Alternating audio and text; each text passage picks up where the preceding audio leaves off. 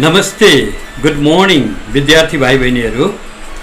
आज मिति 2077 साल श्रावण 2 गते शुक्रबारको यो सुन्दर बिहानीमा कीर्तिपुर नगरपालिकाद्वारा सञ्चालित रेडियो शिक्षा कार्यक्रम 106.6 मेगाहर्ज नेवा एफएमको स्टुडियोबाट म जनसेवा माविको शिक्षक तीर्थराज सापकोटाको तर्फबाट यो अनलाइन कक्षामा सहभागी भइरहेका कक्षा 7 मा अध्ययनरत सम्पूर्ण विद्यार्थी भाइ बहिनीहरूलाई हार्दिक स्वागत गर्न चाहन्छु।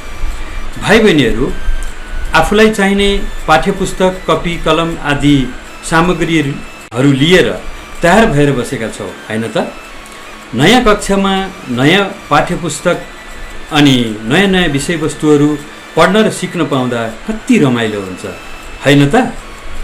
हाम्रो वर्तमान र भविष्य जीवनलाई आवश्यक पर्ने नयाँ ज्ञान, अनुभव र सिप हासिल गरी सुन्दर भविष्य निर्माण गर्ने यो समय र उमेर अत्यन्त महत्त्वपूर्ण छ। त्यसकारण हामीले सिकाइको यो अवसरलाई बढीभन्दा बढी उपयोग गर्दै जानु पर्दछ। म विषयमा प्रवेश गर्नुभन्दा पहिले केही सान्दर्भिक र सन्देशमूलक कुराहरू राख्न चाहन्छु। अहिले विश्व नै कोरोना भाइरस कोभिड-19 नामक नयाँ संक्रामक भाइरसबाट अक्रान्त बनेको छ। हाम्रो नेपाल पनि यसबाट मुक्त रहन सकेन। गत चैत्र 11 गतेदेखि सुरु गरिएको लकडाउनका कारण हामी घरमा छौँ। समाजका सबै गतिविधिहरू ठप्प भएका छन्। विद्यालयहरू बन्द छन्। गएको वैशाख महिनादेखि नयाँ शैक्षिक सत्र सुरु हुनुपर्ने, तर त्यसो हुन सकेन। भाइ बहिनीहरू, पढ्ने लेख्ने अवसरबाट वञ्चित जस्तै हुन पुगेका छौँ। यो रहर होइन, बाध्यता हो। रोगको यस महामारीमा हाम्रो स्वास्थ्य पहिलो प्राथमिकता हो होइन र? स्वास्थ्य नै धन हो, हेल्थ इज वेल्थ भन्ने कुरा हामीले पढ्दै र सुन्दै आएको विषय हो। कोरोना भाइरसले डर र त्रास ल्यायो नै अरू पनि धेरै कुरा सिकाएको छ हामीलाई। हामीले हाम्रो व्यक्तिगत सरसफाइदेखि घर परिवार समुदायको सरसफाइ र स्वास्थ्यमा ध्यान दिनु पर्ने भएको छ। भाइ बहिनीहरूले कोरोना विरुद्ध अपनाउनु पर्ने सतर्कता सम्बन्धमा रेडियो, टिभीबाट प्रसारण हुने जनचेतनामूलक सन्देशहरू सुनेर पालना गरिरहेकै छौ भन्ने कुरामा म पूर्ण विश्वस्त छु। पटक पटक साबुन पानीले हात धुने, सेनिटाइजरको प्रयोग गर्ने, बजार वा भिडभाडमा जाँदा मास्कको अनिवार्य प्रयोग गर्ने, एक व्यक्ति र अर्को व्यक्ति बीचको दूरी कम्तीमा 1 मिटरदेखि 3 मिटरसम्म कायम गरेर काम गर्ने आदि यी नियमको पालना गर्नाले कोरोना भाइरस फैलिन पाउँदैन। भाइ बहिनीहरू, यहाँ एउटा कुरा मैले भन्नै पर्ने हुन्छ। त्यो के हो भने, म त सुरक्षित छु, अरूले जेसुकै गरौँ भन्ने सोचाइ यदि कसैको रहेको छ भने यो बिल्कुलै गलत कुरा हो। कोरोना भाइरस मुख्य गरी एक व्यक्तिबाट अर्को व्यक्तिमा सहजै सर्ने सरुवा रोग हो। त्यसकारण प्रत्येक व्यक्ति, परिवार र समाज सजग र सतर्क रहनु पर्दछ। एक व्यक्तिको लापरवाहीले गम्भीर परिणाम ल्याउन सक्छ। भनाइ छ नि, बोरामा राखिएका आलुहरूमध्ये एउटा मात्र आलु कुहियो भने सबै आलुहरू कुहिन सक्छन्। परिवारको एक रोगी व्यक्तिबाट पुरै परिवार रोगी हुन्छ। परिवारबाट टोल छिमेकमा सर्छ। टोल हुँदै पुरै देश सङ्क्रमित हुन पुग्छ। चाइनाको वुहान सहरबाट फैलिएको कोरोना भाइरस कसरी विश्वव्यापी बन्यो भाइ बहिनीहरूलाई राम्रोसँग जानकारी छ। त्यसकारण आफू बाँचौँ र अरूलाई पनि बचाउँ, यो हाम्रो प्रमुख दायित्व बनेको छ। अहिले म सम्पूर्ण भाइ बहिनीहरू र आदरणीय अभिभावकहरूको सुस्वास्थ्यको कामना गर्दछु। ल त भाइ बहिनीहरू, अब हामी हाम्रो आजको विषयमा प्रवेश गरौँ है त। आज हामीले पढ्ने विषय पेशा, व्यवसाय र प्रविधि शिक्षा, occupation, business and technical education, OBT हो। विशेष गरी यो विषयको पठन पाठन कक्षा 6, 7 र 8 मा हुन्छ। यो अत्यन्त महत्त्वपूर्ण र जीवनोपयोगी विषय हो। भाइ बहिनीहरूले कक्षा 6 मा यो विषयको अध्ययन गरि पनि सकेका छौँ। आज हामी खास गरी कुनै पाठको बारेमा छलफल गरिरहनु भन्दा पनि यो विषयको समग्र पक्षमा सामान्य जानकारीहरू हामी हासिल गर्नेछौँ। यो विषय प्रयोगात्मक र सैद्धान्तिक, प्र्याक्टिकल र थ्योरिटिकल गरी मुख्य 2 भागमा विभाजित छ। प्रयोगात्मकको 50 पूर्णाङ्क र सैद्धान्तिक पक्षको 50 पूर्णाङ्क गरी कुल 100 पूर्णाङ्क रहेको छ। सैद्धान्तिक पक्षको मूल्याङ्कन लिखित परीक्षा मार्फत गरिन्छ र दुवै पक्षको उत्तीर्णाङ्क 20-20 अङ्क रहेको हुन्छ। भाइ बहिनीहरू, वास्तवमा यो विषय हामी किन अध्ययन गर्दछौँ त? यो विषयको महत्त्व, उपयोगिता के छ त? यसतर्फ पनि अलिकति विचार गरौँ है त। यसलाई म बुँदागत रूपमा राख्न चाहन्छु। जस्तै क, पेशा, व्यवसाय र प्रविधि शिक्षाको बारेमा सामान्य जानकारी दिनु। यो विषयको पहिलो उद्देश्यको रूपमा यो रहेको छ। पेशा भनेको के हो? व्यवसाय भनेको के हो? पेशा र काम वा व्यवसाय र काममा के भिन्नता छ? प्रविधि भनेको के हो? पेशा, व्यवसाय र प्रविधि बीच के सम्बन्ध छ? यस्ता प्रश्नहरूको जवाब हामी यो विषयको अध्ययनबाट सहज ढङ्गले प्राप्त गर्न सक्छौँ। ख, विभिन्न प्रकारका प्रविधिहरू जस्तै परम्परागत प्रविधि र आधुनिक प्रविधिहरूको बारेमा पनि यसबाट पर्याप्त मात्रामा जानकारी हासिल गर्न सकिन्छ। परम्परागत प्रविधि भन्नाले भाइ बहिनीहरूले बुझिसकेको हुनुपर्दछ, हाम्रा पिता पुर्खाहरूको पालादेखि विभिन्न काममा, पेशा र व्यवसायमा प्रयोग हुँदै आएका सामानहरू, वस्तुहरू, सामग्रीहरू नै, साधनहरू नै प्रविधिहरू हुन्। जस्तै उदाहरणको रूपमा लिउँ, परम्परागत प्रविधिमा हलो, कोदालो, ढिकी, जाँतो, पानीघट्ट आदि आदि। आधुनिक प्रविधिहरूमा अथवा अहिलेका मानिसहरूले प्रयोग गर्ने विभिन्न प्रकारका आधुनिक प्रविधिहरूमा जस्तै उदाहरणको रूपमा लिउँ, बिजुली, ट्र्याक्टर, बस, हवाईजहाज, computer, TV, refrigerator, calculator, mobile आदि आदि आधुनिक प्रविधिका उदाहरणहरू हुन्। यो विषयको अध्ययनबाट हामी यसको बारेमा पनि प्रशस्त जानकारी हासिल गर्नेछौँ। यस्तै गरी यो विषयको अर्को उद्देश्य र महत्त्व रहेको छ, समाजमा मानिसहरूले गर्ने आएका विभिन्न पेशाहरूबारे जानकारी गराउनु। समाजमा मानिसहरूले विभिन्न काम गर्दछन्। भाइ बहिनीका आमा बुबाहरू, अभिभावकहरू, दाजु दिदीहरू अथवा छरछिमेकमा पनि मानिसहरूले विभिन्न पेशा कामहरू गर्दै आएको भाइ बहिनीहरूले अनुभव गरेकै छ, अवलोकन गरेकै छ। जस्तै उदाहरणको रूपमा लिउँ, कृषि पेशा। यो पेशाभित्र सैकडौँ अन्य पेशाहरू छन्। उद्योग, व्यापार, पर्यटन, शिक्षण, चिकित्सा पेशा आदि आदि। त्यस्तै अर्को रहेको छ स्थानीय, राष्ट्रिय र अन्तर्राष्ट्रिय पेशा व्यवसायको बारेमा जानकारी गराउँ। स्थानीय पेशा भन्नाले आफ्नै घर वरिपरि गाउँठाउँमा बसेर गरिने कामहरू अथवा पुर्याइने सेवा या उत्पादन गरिने सामग्रीहरू जसलाई स्थानीय स्तरमै खपत गर्न सकिन्छ।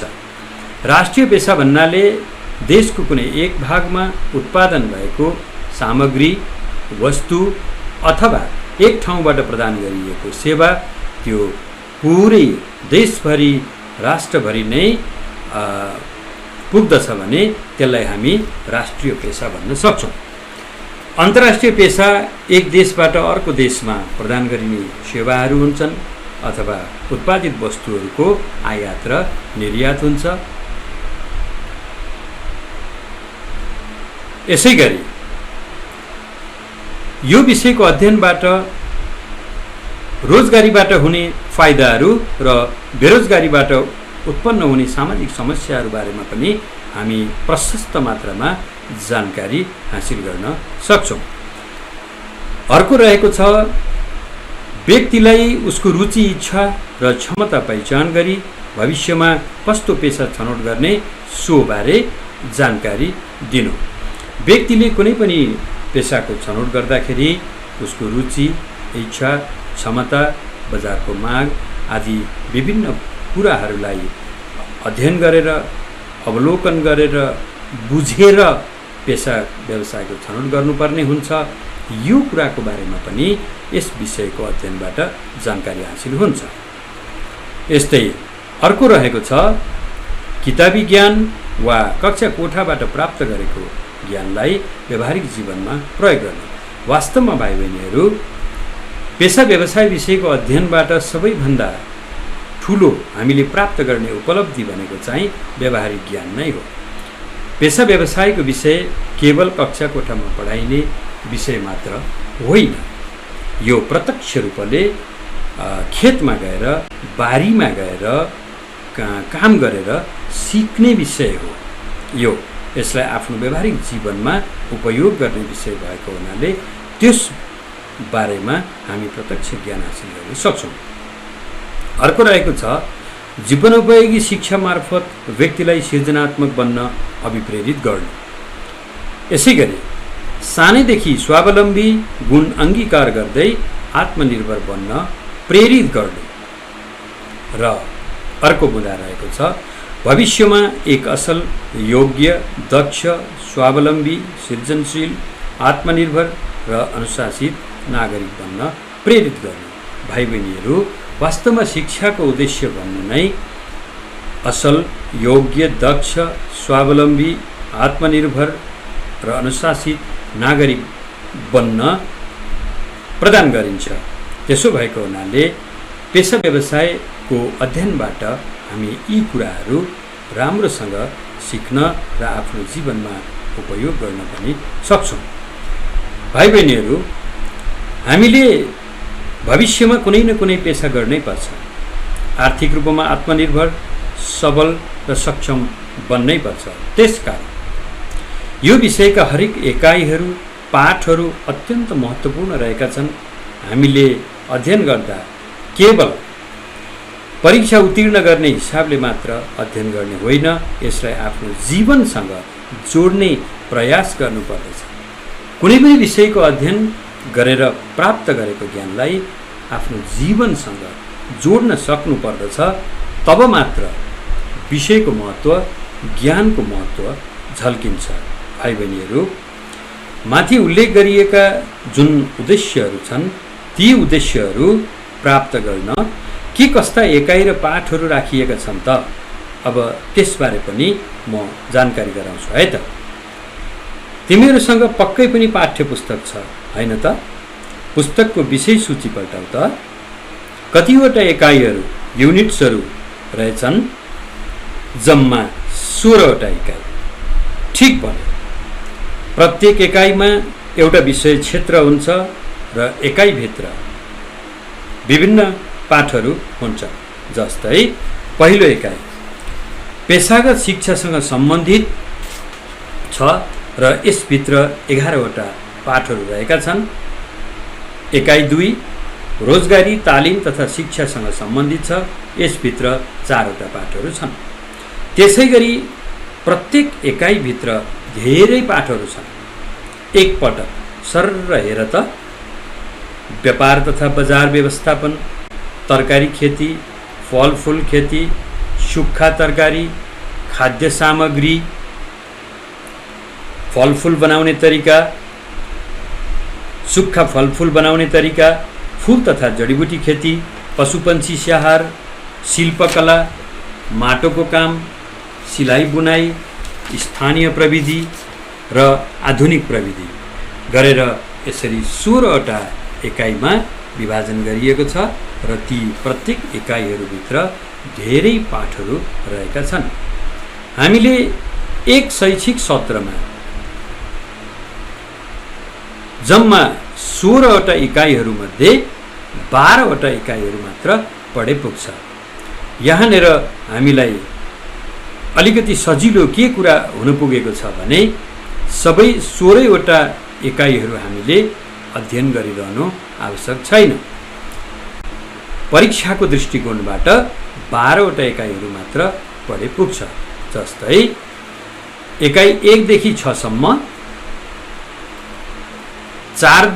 एकाइ 7 देखि 14 सम्म का एकाइहरूबाट कुनै 4वटा मात्र र एकाइ 15 र 16 पढ्नु पर्दछ। भाइ बहिनीहरूले कक्षा 6 मा पनि यसै गरी अध्ययन गरे होला हैन त? यसरी जम्मा 12वटा एकाइ हामीले पढ्नु पर्दछ परीक्षाको दृष्टिकोणले।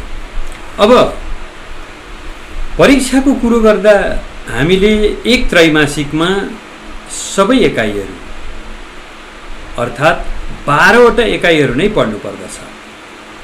फेरि पनि सुन है, म यसलाई दोहोऱ्याएर भन्छु।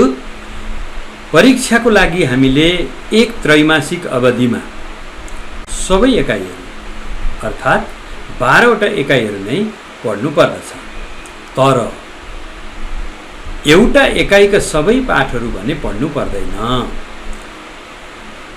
जस्तै एकाइ 1 मा 11वटा पाठहरू छन्। एकाइ 1 मा कतिवटा पाठहरू छन् रे? 11वटा पाठहरू छन्। यसबाट हामी 1 देखि 5 सम्म 5वटा पाठको अध्ययन गरे पुग्छ। यसै गरी अरू एकाइहरूबाट पनि पाठहरू छुट्याइएको हुन्छ। कुनै एकाइबाट एउटा मात्र पाठ, कुनै एकाइमा 2वटा पाठ, कुनैमा 3, कुनैमा 4 र कुनैमा 5वटा पाठसम्म पनि छुट्याइएको हुन्छ। त्यसो हुँदा हामीले एकाइ 1 देखि 16 सम्मका 12वटा एकाइहरू मध्येबाट हामी तयारी गर्दछौँ। मैले माथि उल्लेख गरेँ एकाइ 7 देखि 14 भित्र जम्मा 8वटा एकाइहरू छन्। त्यहाँबाट चाहिँ हामीलाई पर्याप्त मात्रामा छनौटको अवसर दिइएको छ। कुनै 4वटा एकाइ मात्र हामीले छनौट गरे र अध्ययन गरे पुग्छ। अब अलिकति परीक्षाको सन्दर्भमा, प्रश्नपत्रको सन्दर्भमा विचार गरौँ है त। हामी कहाँ 3वटा त्रैमासिक परीक्षाहरू हुन्छन्। पहिलो त्रैमासिक परीक्षा, दोस्रो त्रैमासिक परीक्षा र तेस्रो त्रैमासिक परीक्षा, जसलाई हामी वार्षिक परीक्षा वा अन्तिम परीक्षा पनि भन्ने गर्दछौँ।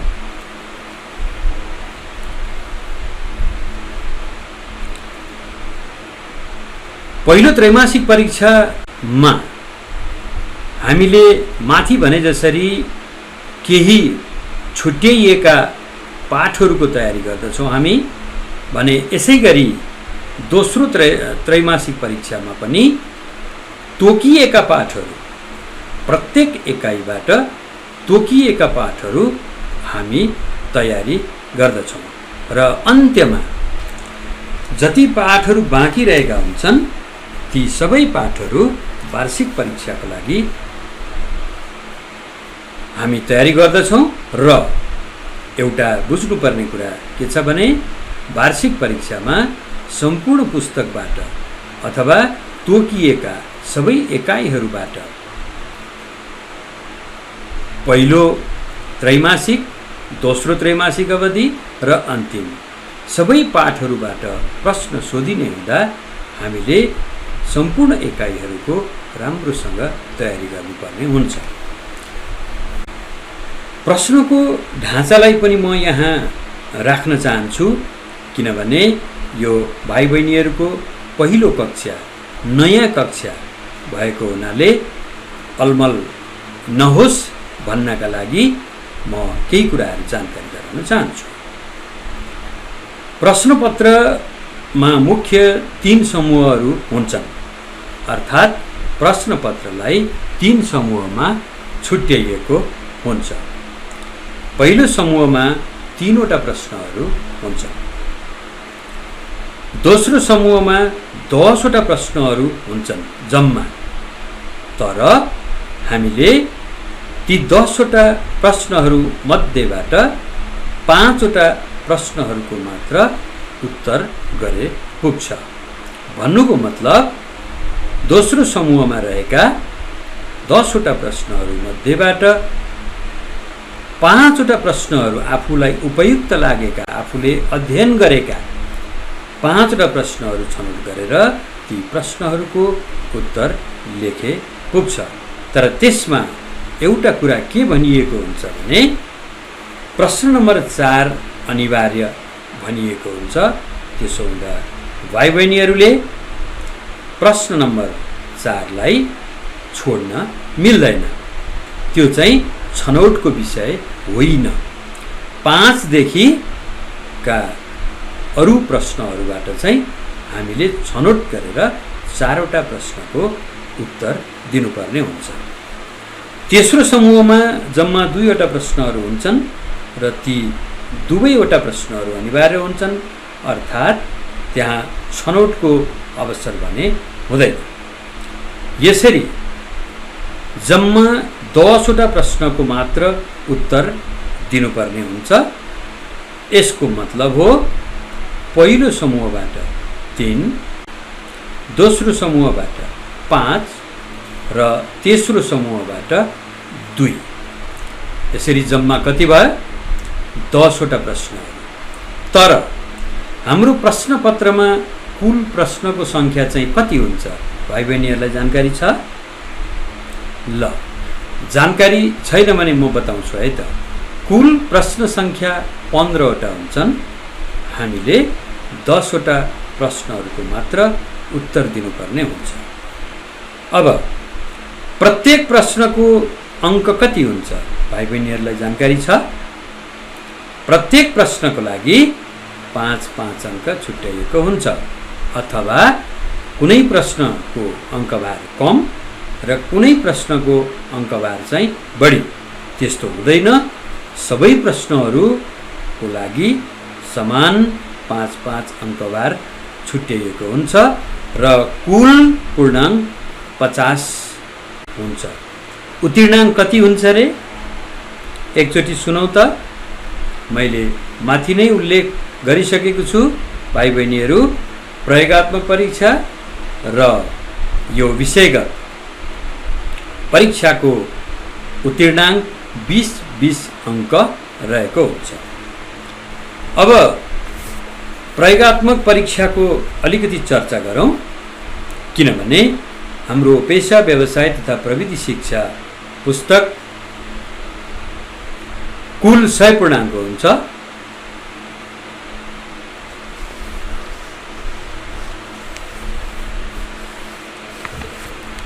प्रयोगात्मक हाम्रो पेशा, व्यवसाय तथा प्रविधि विषय 2 भाग हुन्छ, मुख्य गरी प्रयोगात्मक र सैद्धान्तिक। यसो भएको हुनाले प्रयोगात्मक परीक्षातर्फ कुल 20 पूर्णाङ्क छुट्याइएको हुन्छ। यसै गरी सैद्धान्तिकतर्फ पनि 20 अङ्क नै छुट्याइएको हुन्छ। प्रत्येक त्रैमासिक अवधिमा करिब 3-4 वटा प्रयोगात्मक कार्यहरू हामी गर्न लगाउँछौँ, अथवा भनौँ विद्यार्थीहरूले प्रयोगात्मक कार्यहरू गरेर त्यसको रिपोर्ट अथवा त्यसको प्रतिवेदन विषय शिक्षकलाई बुझाउनु पर्ने हुन्छ र त्यो प्रत्येक प्रयोगात्मक कार्यको लागि निश्चित अङ्क विषय शिक्षकले छुट्याउनु भएको हुन्छ र प्रत्येक पटक गरिएको प्रयोगात्मक कार्यको प्राप्ताङ्कलाई जोडेर त्यसको औसत अङ्क, त्यसको एभरेज मार्क्स प्रयोगात्मक परीक्षाको अन्तिम मार्क्सको रूपमा, प्राप्ताङ्कको रूपमा हामी दिने गर्दछौँ। हाम्रो विद्यालयमा हामीले हाम्रा विद्यार्थी भाइ बहिनीहरूलाई प्रयोगात्मक कक्षा अन्तर्गत, विषय अन्तर्गत अथवा भनौँ कार्य अन्तर्गत हामी विद्यालयको चौरमा अथवा करेसाबारीमा हामीले विभिन्न कामहरू गर्न लगाउँछौँ। जस्तै फुलबारीमा हामी काम गर्न लगाउँछौँ, करेसाबारीमा हामी तरकारी खेतीहरू गर्न लगाउँछौँ। यदि कहिलेकाहीँ त्यसो नगरिएको अवस्थामा हामी नजिकका कृषि फार्महरू भए, जस्तै कुखुरा पालन फार्महरू भयो, मत्स्य पालन फार्महरू भयो मा लगेर हामी अवलोकन गर्छौँ र त्यसबाट प्रतिवेदन तयार गरेर हामी चाहिँ बुझाउन लगाउँछौँ। अब भाइ बहिनीहरूले के गर्ने गरेको छ त्यो पनि मलाई सुनाउनु है त। यस प्रकार आजको कक्षामा मैले भाइ बहिनीहरूलाई कक्षा 7 को पेशा व्यवसाय प्रविधि शिक्षा विषयको बारेमा समग्र जानकारी गराएँ। अब आज हामी यो अनलाइन कक्षा मार्फत हामी भाइ बहिनीहरूसँग जोडिन पाउँदा मलाई अत्यन्त खुसी लागेको छ। भाइ बहिनीहरूका धेरै जिज्ञासाहरू हुन सक्छन्, सुन्न पाइन म यसमा दुखी छु। तर पनि कोरोना भाइरस महामारीको समयमा शिक्षण सिकाइको यो वैकल्पिक माध्यमबाट भए पनि तिमीहरूसँग जोडिन पाउँदा म अत्यन्त हर्षित छु। हाम्रो भेटघाट छिट्टै हुने नै छ अनि पढौँला, सिकौँला, मिठा मिठा कथा सुनाउला। अन्तमा आफू सुरक्षित रही आफ्नो परिवार अनि टोल छिमेकमा पनि कोरोना भाइरस विरुद्ध सचेतना जगाउन प्रयत्न गर्नेछौँ भन्ने पूर्ण विश्वास व्यक्त गर्दै अर्को कक्षामा पुनः उपस्थित हुने बाचा गर्दछु। साथमा यो अवसर जुटाइदिने कीर्तिपुर नगरपालिका र नेवा एफएम परिवारलाई मुरी धन्यवाद दिँदै आजको कक्षा यही समाप्त गर्दछु। धन्यवाद।